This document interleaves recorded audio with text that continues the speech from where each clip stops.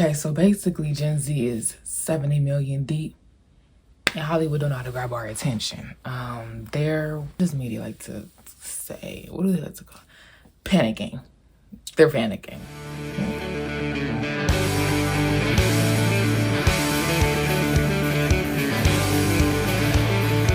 Welcome everybody, welcome to my channel. Today we're gonna have a bit of a rant slash commentary slash this is like just a thought bubble type of situation, I guess. I don't know, I'm putting out. I was inspired to talk about this because of an article by The Antler that I came across that was titled, let me not get this wrong, that was titled, Gen Z is huge, their TV shows are tiny, and Hollywood is panicking. Some of the shows that highlighted in here from just the cover alone is obviously Rachel Sennett's new show, I Love LA, and then other things you see in the cover photo, like Abbott Elementary, I think Girls. What is going on? Like, they can't grab our attention, and I feel like this is coinciding with my issue with finding a show to watch.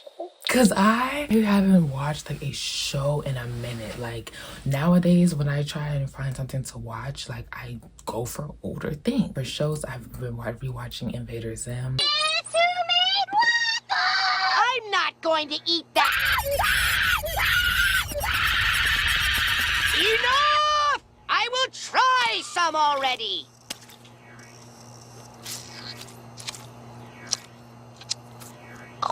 Chowder. Chowder! Which door is it? I think it's... Something I came back to, Real Housewives of Potomac, because it came back. Good morning, Cherise. How are you, darling? I'm fantastic. Good to see you. Glad you made it. This season, but I'm still watching it because I mean, how many seasons are we into now? We're at that point where it's like, I guess I watch. I'll talk about that fan. Like, shout out to Maryland, man. I had to watch My Housewives. Yeah. There's that. What else? I watched Godfather of Harlem, but of course you have to wait for the seasons. Yeah, I feel like if I'm watching something like, you know, like frequently, it's on socials. I'm watching something on YouTube. I'm watching my YouTubers and stuff, or I'm watching certain types of content, but not shows. And I think that very much says something. And I think that kind of speaks to the same thing that I guess Hollywood has been or is beginning to be panicked about, because 70 million in viewership is no small thing. It is no small thing. And for that to be a generation, we're apparently the second largest behind, I don't know, millennials or something. I don't know, somebody. But now, as I was saying before, when I want something to watch, I go for like a older something because it's already finished. There are a lot of episodes, maybe a comfort, maybe something I grew up watching, or maybe it's not something I grew up watching, but I don't know. It's not like 4 episodes long. I think that's okay. So let's talk a little bit about the article.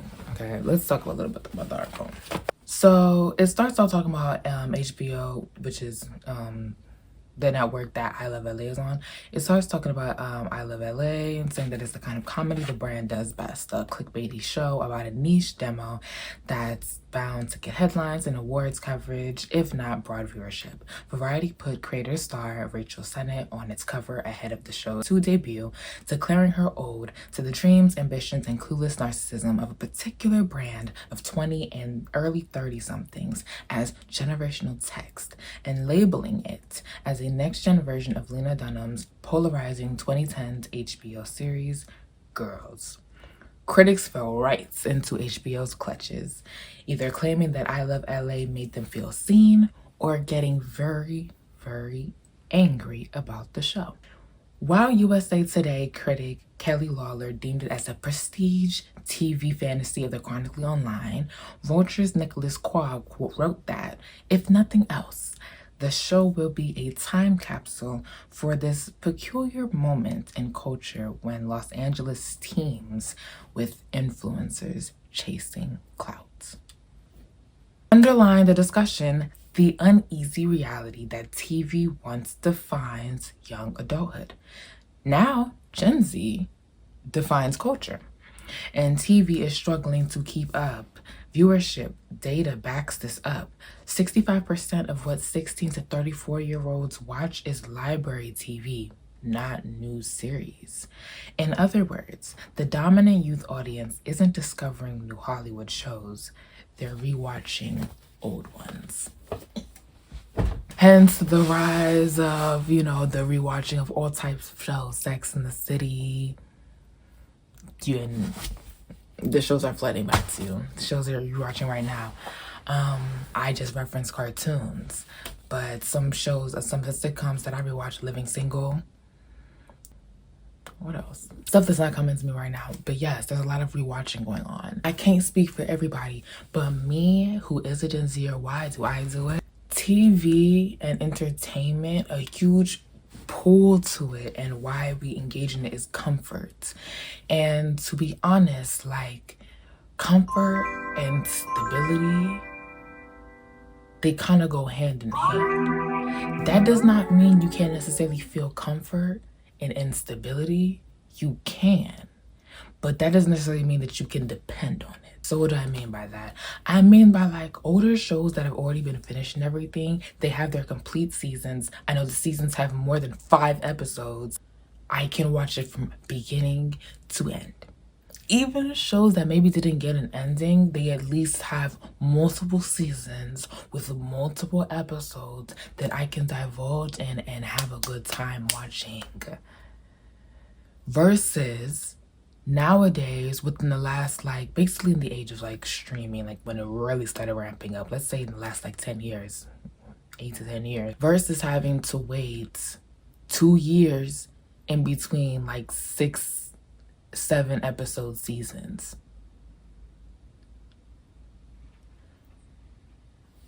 Okay. But in between that time, if you find me rewatching Living Single, or Invader Zim, or Avatar The Last Airbender, or something like that, don't be confused. It seems like from Hollywood's perspective, it's like, I don't know, they're scared of taking risks, to be honest. And Gen Z, I feel like we are, especially us that are getting older, honestly, just throughout. I think this isn't just a Gen Z thing, this is a human thing. People like people that take risks. Whether it's because they want to take those risks and you feel inspired and you get ready to do your own, or you are not a risk taker, but you like to at least see other people do it. It's interesting. Curiosity, whatever it is. In Hollywood, the people who are supposed to be producing these things of entertainment, things supposed to grasp us, are the ones who are scared of taking risks. They're the ones. So yeah, things are going to feel redundant. And like, like you're not grasping the new because you're not doing the new, you're not doing the fresh. And like the few times you do, everyone has to hold their breath, wait to exhale, because we don't know if it's gonna get canceled or not. Shows get canceled, a lot of things go into shows being created. I have no idea from like actual experience, but I watch a lot of things. I just hear a lot of people talk about their own experiences like that, and a lot goes into shows. But of course, the way that television is now and just media consumption and stuff now is not at all how it used to be. And I'm not necessarily expecting people to keep up, because it's kind of hard to keep up when like even the people who are driving it don't fully know what's going on or what they're doing. They're just doing stuff. But at the same time, it's like, okay, but those with a plan, those with a vision, have the goal to be able to invest in them. I'm sure there are a lot of people out here, and I know there are a lot of people out here, screenwriters, actors, directors, all these types of people who have stories to tell and who have been developing them, who cannot get the chance or the opportunity because they can't get platforms. People don't want to invest in them. They're scary. They don't want to take on the new, then they wonder why they aren't getting the new. I don't know. It gets to a point where something's got to give. Gen Z, we're going to watch something. But if you're not hitting with content, on socials, then you're not hitting with content on socials. If you're not competing, you're not competing. You know what I'm saying? But it's not even a matter of, oh, we just don't watch shows at all. Some people, yeah, it's way more common to find people who just don't watch shows at all now. But like we said, we rewatch old shows. So it's not like people don't want to watch TV. It's a struggle. Another thing that this article really highlighted is the fact that, yeah, like, Gen Z is huge and our shows are tiny. Support is everyone's responsibility. It is. But what happens when you show support as a viewer and your shows get canceled? And you wonder why you can't keep a stable viewership with Gen Z when we've seen our shows get canceled at such a rapid rate in the last 10 years. Like, be so for real. And even more than that, like, be so for real. Like, in certain things, it's like, be so for real. Like, y'all know why. Y'all know that things have been unstable. And that is all across all types of platforms. We're talking about strikes going on, or there just not being enough funding going into things, you know, and projects and stuff like that. Okay, but sometimes I feel like some of y'all just have to have the foresight to, like, kind of take the risk now and hope to see, like, the return in the long run. I feel like that's another thing. I don't know. Y'all don't want to give things a chance. Y'all getting real conservative around here while wondering how to get the new. Like, I don't get that. It's like you're not truly trying. Cause I've never, I don't know what, no, I'm never, because I hope not, but I don't know when I'm ever gonna get another character like Dom from Grand Army. I think most people, even people who want to help, they don't always understand what some people are up against. I think, for example, when we talk about self-care in this culture, for a lot of people, self-care is a luxury. We gotta give me junior bacon and spicy And what nugget. a fresh story the Get Down was. Even during, like, lockdown times and everything, watching Ratchet, and just like, it is so nice to see Sarah Paulson just carrying. Sorry, a reporter. I was hoping that the details of my condition would remain confidential. What, that you're a lesbian? That much is plain. It's made obvious by your facial structure. But my shows just keep getting canceled after canceled after canceled. And if it's not cancellations, it's long periods of times in between the seasons. And it's like, what do you want someone to do with that? For real. What do you want a generation who has socials to do with that? You know what I mean? What do you actually want someone to do with that? Yes, it's hard to compete. Yes, Gen Z is a little bit hard to understand. I can understand that. But it's also like, okay, aren't you the big expert? I don't know, get creative around here. Aren't y'all supposed to be creatives? It gets to that point too. I don't know. Not like on socials, people aren't also promoting said shows and movies and stuff like that as well. Like, we also use that as a vehicle to, of course, drive viewership to TV shows and stuff, and people be going. And hit TV shows and debuts and stuff like that, people be going. And sometimes things are more of like a slow burn type of situation, you know? Let things rock, let things ride. I don't know. For example, what the show that they're really highlighting in here again is there's a lot of shows, but I Love LA. That's kind of what to jumpstart and inspire this kind of topic. And one of the shows that inspired I Love LA is Atlanta. If you know Atlanta, it's the, okay, I can only imagine the types of things from that show that inspired yours. And that's one of those, like, crazy kooky type of things where it's like, I gotta have faith in it, and this sounds wild, but where's the creativity, man? I feel like Gen Z just goes where the creativity goes, kinda. People just be doing stuff. Hollywood, you're not like that. You're not built like that. Y'all can bring in people who are more built like that. You too scared to. So guess keep on doing your remakes, I guess, until then. I don't know, but even shows like the Vince Staples show, like greenlighting it for a second season, is that what it's called? Greenlighting? Yeah. And I Love LA being a show, like, literally. Just these other fresh ideas and stuff like that. It's definitely the way to go. Gen Z, like, we need something stable.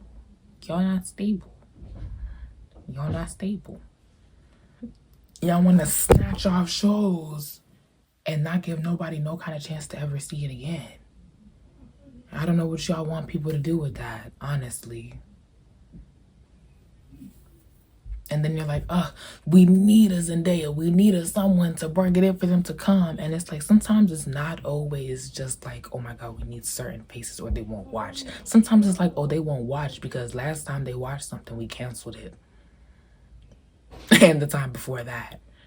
And then the thing that we didn't cancel, yeah, they have to wait like 3 years before they get another season. Sometimes it's that. A lot of moving parts go into that. But like, I think everybody should look at everybody with this type of situation. It's important for Gen Z to continue to be able to still have media and entertainment to go to. Because it is, we're going through a lot. And sometimes, you know, not having a show to watch, first world problem.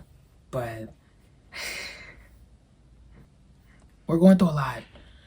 And sometimes the very least that we can ask for, the very least that y'all can do, is just give us a show we can keep coming back to. I don't know. We'll see. Again, very dependent on a lot of things. But y'all know that I'm talking about when shows just don't even get a chance. Or when they literally are doing well in viewership and that still don't matter. So it's like, sometimes you don't know. You don't even know the metrics. You can go and support and still get canceled. You don't know. And especially now with a lot of things and programs and initiatives being rolled back. And it's like, okay. I don't know. Sometimes it's like, I don't know what y'all want us to do. But scroll on TikTok or whatever. Because I know someone done posted something else. You know, that's where all the creativity and the wildness and come from. We still watch stories on there. We still keep up. We still do all those things that we did for TV. But I don't know. Because we are so used to short form things. I think we still need long form content. Just for the whole attention deficit situation. We are an ADHD. Like, we're an ADHD generation. Like, no funny, like, actually. Because you know how sometimes people just like to be diagnosed themselves with just anything. No, ADHD, actually. And I think it's important. Not for ADHD specifically, but, like, just for our generation in general, having a better time with keeping their attention to things. Being able to hold their attention to things, I think in the long run will help. Because I think being able to hold your attention to something, being able to watch something for a long period of time, to stay engaged for a long period of time, are good, almost exercise you can do when you're obtaining or consuming any type of entertainment that can still help you with other more serious things like critical thinking when looking at media or when you're analyzing said shows or whatever. Yes, it's entertainment and stuff, but at the same time, it can also still help you, I don't know. I feel like it can still help you kind of like exercise your brain, having like longer form content versus it being short form all the time. Debbie Liebling, she was instrumental in shepherding in Then Unknowns, Trey Parker and Matt Stone's South Park. She also executive produced Maya Erskine and Anna Conkley's Emmy-nominated Hulu comedy about the hell that is junior high, Pen 15.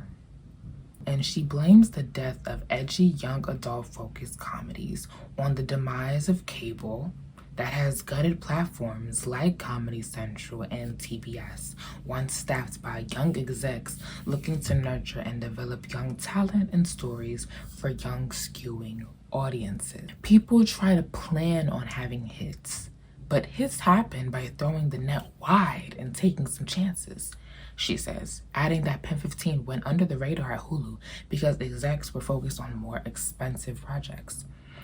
This gave it time to find its niche audience of millennials nostalgic for the days of crushes and algebra. See, I don't think about things like that, so that's not going to be too much on my job. That is definitely a definitive audience that you can go towards, and it did. So often people are afraid of diverting from what they think people want, like Bling says, but she also concedes that for a show to grab new audiences now requires something that is so viral to get that kind of commitment.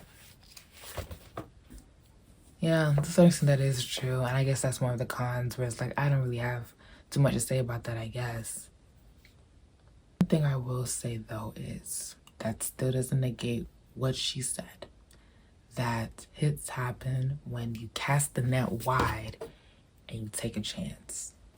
And I guess we're just in the time where, like, because things are so different, we have to adjust with that and what it looks like in a whole new way. I guess maybe we're on the cusp of a whole new renaissance, honestly, when it comes to TV. And speaking of renaissance, I can't wait for my Black romance movie renaissance. Gosh, I just watched Me Before You the other day. I need romance movies, and I need like 100 of them in Black. Like seriously. But Gen Z wants shows.